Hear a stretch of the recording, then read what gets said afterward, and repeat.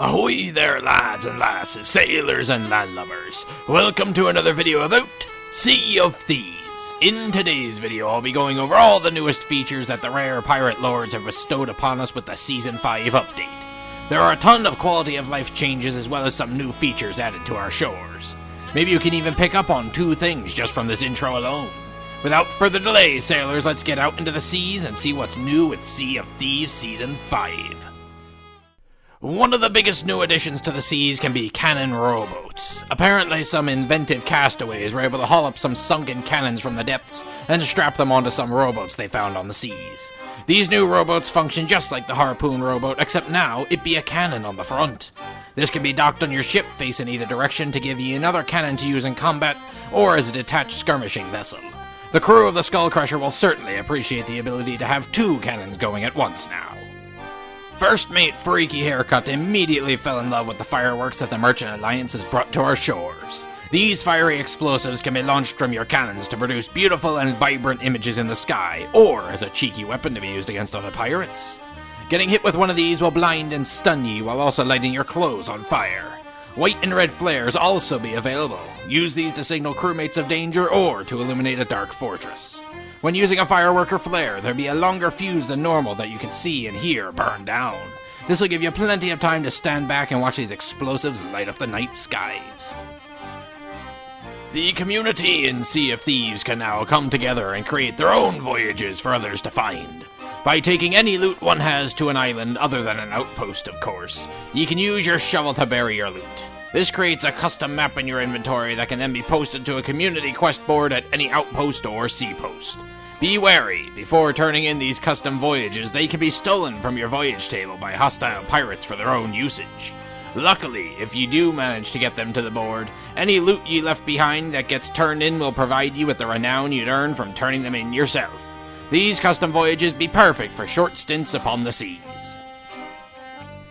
Storage crates have received a generous update that will make your resource gathering that much simpler.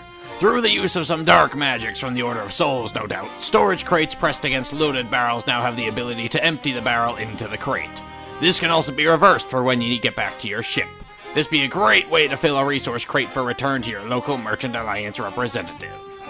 A number of small touches have also been added to our experiences on these waves. In case you didn't notice back at the tavern, I be sitting comfortably at the table and me mouth be moving as I speak for once. You can interact with a number of locations and objects now and let your feet rest for a bit. Speaking of rest, if ye be in transit and are feeling a little banged up, you can now take a nap in your ship's bed to recover some health as you go. Just be careful, this could annoy some crewmates if you start shirking your duties. When you venture off your ship to fight the undead denizens of some islands, keep an eye out next time you bash a gun-toting skelly. They now drop ammo pouches that completely refill your ammo. While we pirates on Xbox have no issue with communication, for those of you on PC or just trying to communicate with other pirates in the world, the speaking cone can now be turned around in order to let you whisper to nearby pirates instead of booming your voice across the waves. When defeating a kraken or megalodon, seagulls will now appear above their loot much the same way they do for skelly ships, making it easier to recover.